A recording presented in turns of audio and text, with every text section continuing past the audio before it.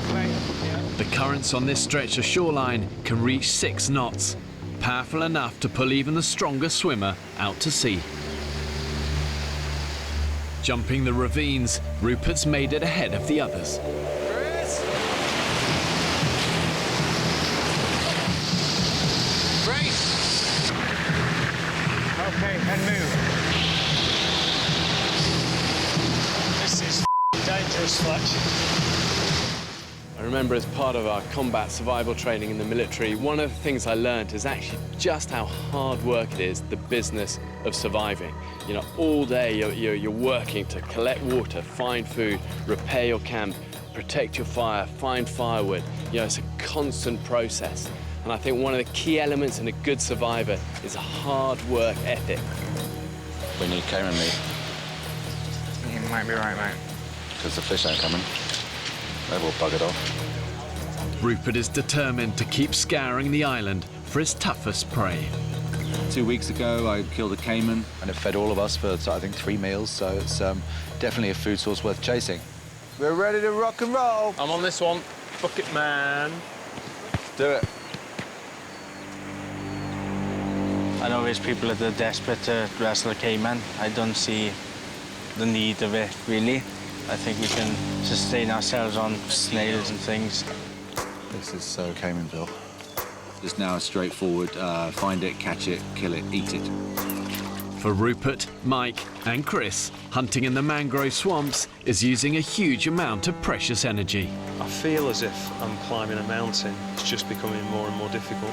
Short of breath, weak, legs feel as if they're not functioning. But we need some food. We need some decent food.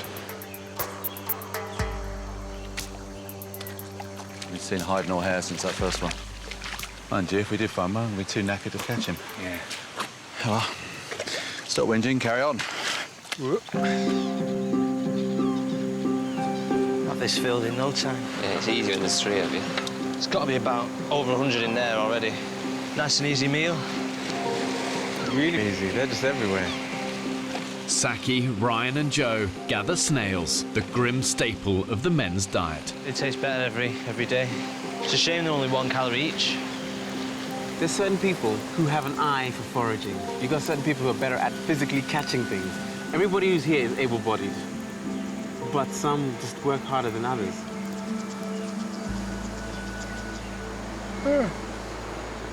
Soz, I'm just so tired, babes. I'm so tired. The devil makes work for idle hands. You keep busy all day, you keep your nose clean, but, you know, if you don't keep busy, then it's going to bite you in the backside. Just in the last 2, 3, 4 days, all I've seen of Craig is Craig lying around, and I think that's wrong. It's bloody hard. It's hard. You want to do so much, yet you haven't got the energy in order to do it. He's not pulling his weight, and at the moment he's on a free ticket. You know, he's getting a free lunch every day.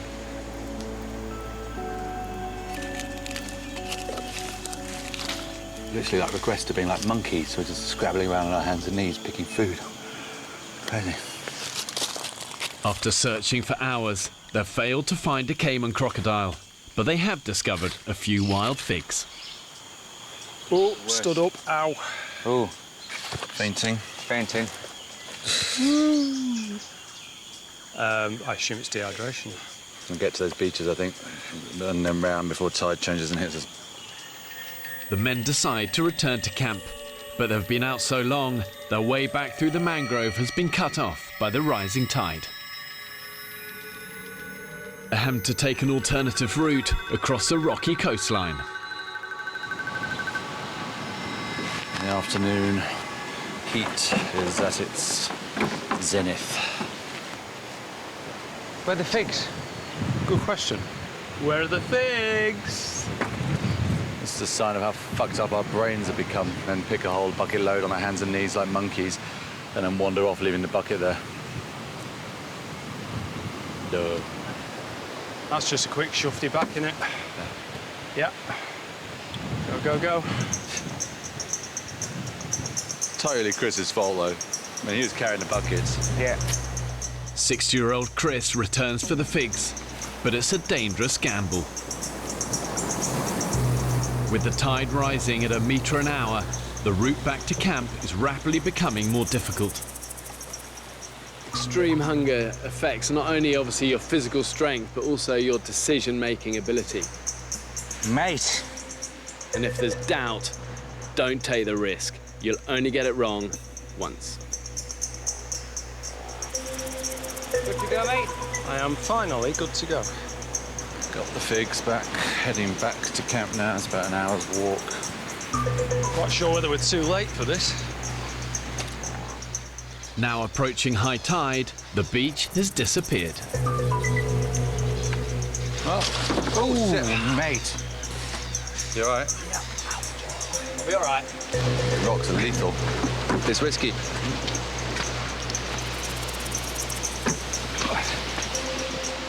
Oh, shit. It's a chasm of doom. Means the trouble with this route is we've got all these little gullies that just get worse and worse. Death-defying jump.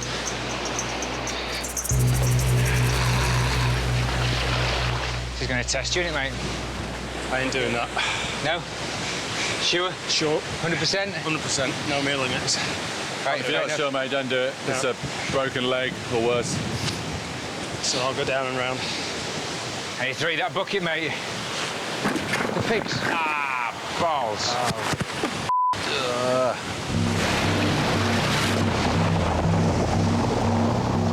Unwilling to risk the jump, Chris has no choice but to take his chances in the sea. Come on, mate. And Mike follows.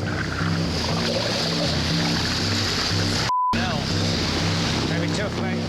The currents on this stretch of shoreline can reach 6 knots, powerful enough to pull even the strongest swimmer out to sea. Jumping the ravines, Rupert's made it ahead of the others. Chris!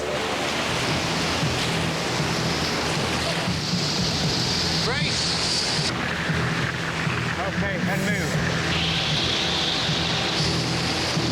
This is dangerous, Fletch. That's it, mate. Quickly as we can. I'm really worried about this bit.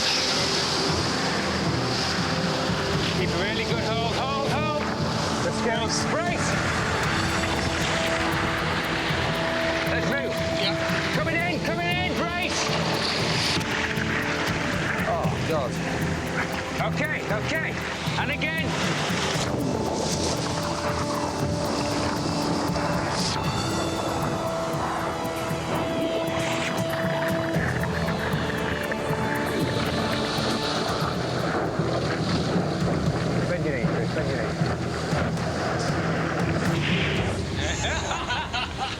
Couple of happy chaps, having gone through hell. That was pretty close to the edge, wasn't it? Well done, Chris.